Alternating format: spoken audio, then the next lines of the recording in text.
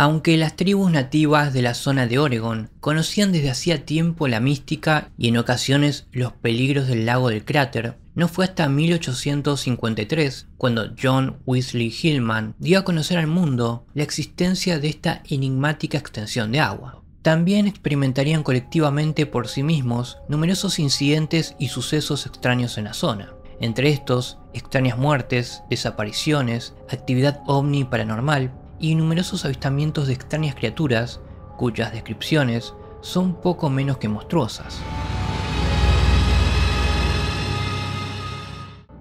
El misterio tiene oscuras historias que claman ser contadas. Yo soy Paul, y esta es una de esas historias.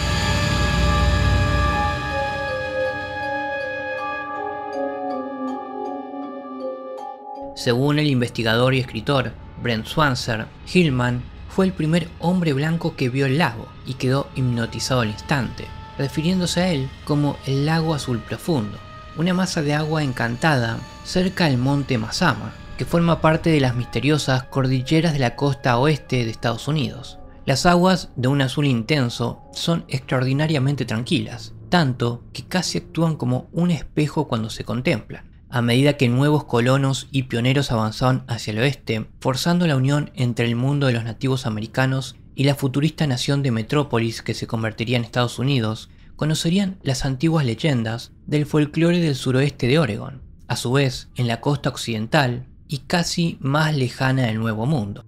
Curiosamente, la profundidad media del lago del cráter lo convierte en el tercero más profundo del mundo. Sin embargo, debido a su profundidad, las leyendas locales sugerían que no tenía fondo. Si atendemos a las conexiones entre ovnis, fenómenos paranormales y monstruos, quizás las aguas no fueran literalmente sin fondo, pero tal vez contuvieran una entrada a la tierra interior.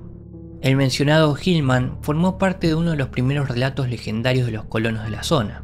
En 1853, Hillman, junto con otros dos colonos de la zona, Henry Klippel y Isaac Skeeters, dirigiría una misión de búsqueda de un minero desaparecido, conocido localmente como Sit 'em Up.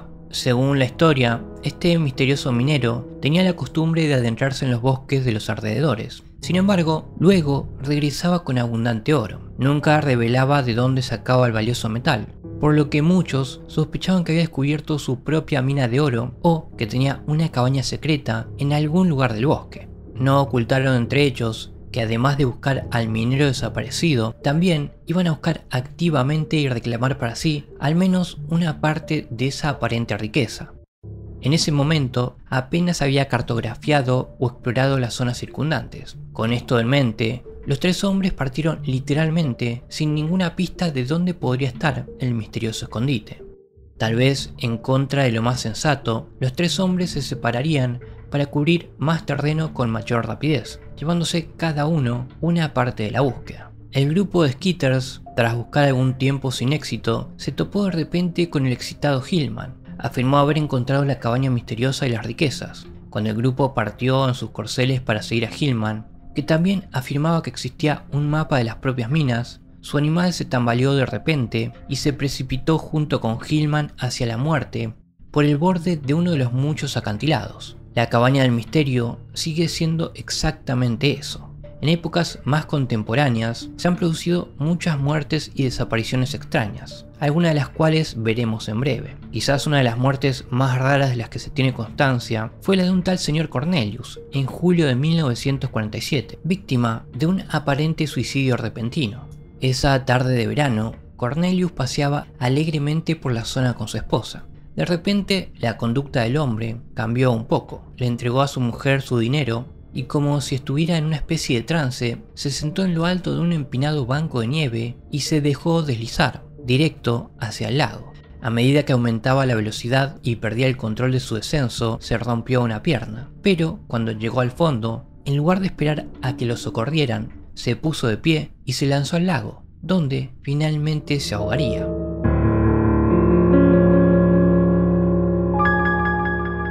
Además de este, hay constancia de varios suicidios similares en la zona. Es como si una entidad repentina se apoderara de la persona en cuestión, obligándola a arrojarse a la muerte. También hay informes de personas que conducen hasta la zona y se disparan. casi como si hubiese una llamada aterradora para que lo hiciesen. Lo más perturbador es que otras cordilleras tienen mitos que hablan de un desbordamiento de las emociones de la persona. Tal vez la más notable sea la cordillera escocesa de los Cairngorm, y en concreto Ben Macri y las leyendas del gran hombre gris. No deja de ser interesante la idea de que la propia tierra está maldita, quizás incluso viva y dispuesta a alimentarse de las emociones de quienes la pisan. Coincidencia o no, el monte Mazama, que domina el lago del cráter, comparte conexiones con otras dos de las principales y más misteriosas cadenas montañosas de la costa oeste de Estados Unidos, el monte Shasta en California y el monte Adams en Washington. Ambos, como el monte Mazama, forman parte de la cordillera de las Cascadas.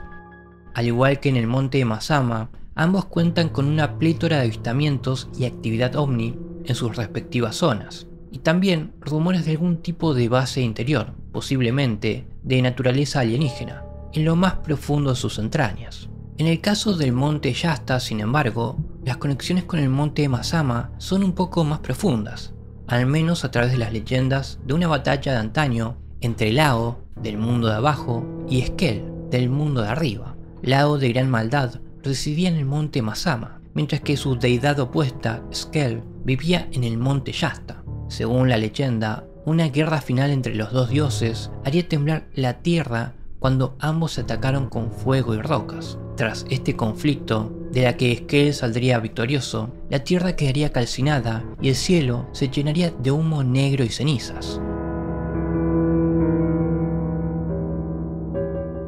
Skell destruiría y derrumbaría el monte Mazama para atraparlo por toda la eternidad en el mundo de abajo, que parecería ser un equivalente del infierno. De esta legendaria guerra procede la creencia entre los nativos de la zona desde hace generaciones de que el lago del cráter es una especie de puerta de nuestro mundo a otro reino de existencia. En realidad, aunque las descripciones de fuego y roca parezcan describir una erupción volcánica en la antigüedad, ¿qué debemos pensar de las deidades implicadas? ¿Podrían representar fracciones opuestas que utilizan las montañas como base o como entradas a un mundo subterráneo? Una de las primeras personas en fotografiar el lago fue B.B. Bukowski, que lo haría a principios de 1911. Era un fotógrafo experimentado, así también con mucha experiencia en el duro tipo de terreno en el que estaba a punto de embarcarse. Se había preparado para las inclemencias del tiempo, estableciendo un campamento improvisado en una de las cuevas de la zona para resguardarse del frío o de cualquier cambio repentino del tiempo. Sin embargo, tras una repentina ventisca, Bukowski pareció desaparecer de la faz de la Tierra. Una vez que amainó el tiempo, se llevó a cabo una búsqueda exhaustiva en la zona. Aunque encontraron su trineo y su pala de nieve, no había rastro del propio Bukowski. Más de medio siglo después, en enero de 1975, otro fotógrafo desapareció en la región en circunstancias muy similares. Charles McCullagh había emprendido el año anterior un viaje a dedo por todo Estados Unidos con el objetivo de capturar el mayor número posible de fotografías únicas en su experiencia igualmente única. En los primeros días de 1975, el hombre era huésped de un amigo en Oregon y tomó la decisión de aventurarse hasta el lago del cráter y captar por sí mismo su aparente belleza. Fue una decisión que acabaría costándole la vida. Tras una semana de ausencia sin retorno ni contacto, un grupo de búsqueda se puso en marcha para buscarlo. Poco después, el FBI se haría cargo de la búsqueda. Aunque al principio el terreno estaba enterrado bajo varios metros de nieve, toda la región fue registrada en múltiples ocasiones. Incluso cuando la nieve se sometió al sol de la primavera, no apareció ninguna pista del cuerpo del fotógrafo. Entonces, en octubre de 1976, más de 18 meses después de su desaparición, se hizo un sombrío descubrimiento. En un cañón, a más de 20 kilómetros de la zona donde McCullagh había hecho su campamento base, se recuperó una mochila maltrecha, rota y destrozada. En su parte lateral estaban las llaves del mismo modelo de vehículo que poseía el desaparecido. Los guardas forestales encargados del repentino hallazgo, Larry Smith y Marion Jack, organizarían una búsqueda en la zona. Poco después, se desenterraron restos de huesos humanos cerca de Baby Creek. Cerca de un tronco, había un par de vaqueros similares a los que llevaba McCullagh cuando emprendió su misión fotográfica en enero de 1975. Teniendo en cuenta que habían pasado más de 18 meses, los vaqueros o jeans estaban en muy buen estado. De hecho, estaban casi nuevos. No había ninguna otra prenda de vestir cerca, aparte de un calcetín que sobresalía de cada pernera del pantalón vaquero. Dentro de los calcetines había huesos de los dedos de los pies rotos. Aún más extraño, en las perneras de los pantalones había huesos parcialmente de espinillas humanas. En las piernas de los pantalones vaqueros se encontraron fragmentos de huesos humanos de la espina dorsal. Los pantalones estaban en una posición como si el antiguo usuario estuviese en proceso de desabrochárselo para quitárselos, posiblemente para retirarse a dormir. No aparecieron más restos. Un investigador declaró que parecía como si el usuario de los vaqueros simplemente se hubiese derretido. A poco más de 3 metros se descubrió la corona de un cráneo junto con otros fragmentos de cráneo. Nunca se descubrió más de Macular, ni siquiera algún tipo de identificación. Está legalmente declarado muerto, pero se desconoce su paradero y su destino. También hay varios misterios de la aviación relacionados con el lago del cráter. Todos estos son tan extraños como intrigantes. A principios de 1944, por ejemplo, se produjo la extraña desaparición, nada menos que a plena luz del día, de un avión Grumman torpedo. Mientras volaba en formación, uno de los pilotos miró a su alrededor para ver al otro avión. Sin embargo, para su incredulidad, su compañero de vuelo había desaparecido, como si simplemente se hubiese fumado. La versión oficial fue que el avión se había impactado contra el lago y se había hundido. Pero quizás uno de los incidentes más extraños fue el de Dave Nunn, que en agosto de 1978, tras llevar a su hija y a su nieto de Klamath Falls a Salem, emprendía el viaje de vuelta en su pequeña avioneta Cessna. Con él viajaban 2 estudiantes de pilotaje. Esa misma noche, la esposa de Nunn, Jean Nunn, se despertó de repente a las 9:30 p.m. Había sentido una mano sobre su pierna.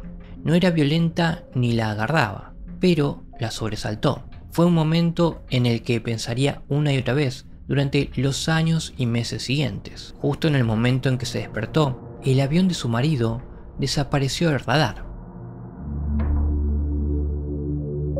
A pesar de una intensa búsqueda en la zona de su última localización, nunca aparecieron restos ni cadáveres, al menos durante los siguientes 7 años. Entonces, en la tarde del 5 de julio de 1985, un excursionista encontró los restos de una avioneta Cessna con los restos óseos de 3 personas adultas. Se trataba de Dave Nunn y de los 2 estudiantes pilotos desaparecidos. Sin embargo, una extraña nota en un trozo de papel descubierto en la cabina de la avioneta volvió a dar la vuelta al incidente. La nota decía lo siguiente: no pierdas velocidad, no sea que la tierra se levante y te golpee. La zona que rodea el lago del cráter también tiene informes regulares y una larga historia de extrañas luces en el cielo y extraños vehículos aéreos. Por ejemplo, es habitual ver luces extrañas sobre la isla Wizard en el centro del lago. Un relato especialmente apasionante data de febrero de 1997. El piloto de un avión privado afirmó que varios aeroplanos militares perseguían a un ovni sobre las aguas del lago. Por cierto, más tarde, en la noche de los avistamientos, un enorme estruendo sacudiría todo el estado de Oregon. Nadie tenía ni idea de lo que era ese ruido repentino y colosal. Sin embargo, varias emisoras de noticias locales y estatales cubrirían el incidente. Aún más extraños y de manera similar a los montes Shasta y Adams son los informes de extraños vehículos aéreos y futuristas, entrando físicamente en la propia montaña nada menos. De estos avistamientos se derivan las afirmaciones de la existencia de una base alienígena en las montañas que rodean al lago del cráter. Quizás sea interesante que toda la cordillera Cascade de la costa oeste estadounidense comparta estos mismos avistamientos, conexiones que tal vez deberían ser objeto de una investigación exhaustiva y abierta, en lugar de pasarlo por alto como una simple coincidencia. Pero también hay numerosos informes de monstruos y criaturas sombrías, que muchos creen que residen en los bosques y cuevas alrededor del lago del cráter. Estos avistamientos varían desde una criatura tipo Bigfoot a humanoides reptiles alados y figuras sombrías. Además, hay informes de agentes secretos del gobierno que llevan a cabo algún tipo de encubrimiento de la presencia de estas criaturas. Un relato habla de una criatura Bigfoot derribada y muerta por un coche. Esto daría lugar a la aparición de estos misteriosos hombres. que retirarían el cuerpo y negarían cualquier implicación. Incluso mirar fijamente al agua durante demasiado tiempo va en contra del consejo de los lugareños. Según las leyendas Klamath, por ejemplo, el agua hipnotizaría a quienes lo hicieran. Además, le enviaría pensamientos y sentimientos de gran tristeza. La tribu Modoc, por su parte, evitaba la zona por completo. Creían que los espíritus malignos habitaban en el agua y en los bosques que la rodean. Quizás también merezca la pena mencionar las persistentes leyendas de aparentes habitantes de la Tierra Interior y de sus avanzadas armas tecnológicas que envían emociones y sentimientos negativos a la población de la superficie terrestre. Algunos afirman que muchas de las actividades criminales, así como los pensamientos y acciones negativas de muchos, son el resultado de estas armas maliciosas. Como ya hemos mencionado, muchas de las descripciones disponibles podrían sugerir la existencia de una raza en el interior de la Tierra. Existen muchos mitos de este tipo en diferentes culturas de todo el mundo, y la gran mayoría de ellos giran en torno a entradas alrededor de misteriosas montañas y sistemas de cuevas. Demasiadas coincidencias para descartarlas sin investigarlas.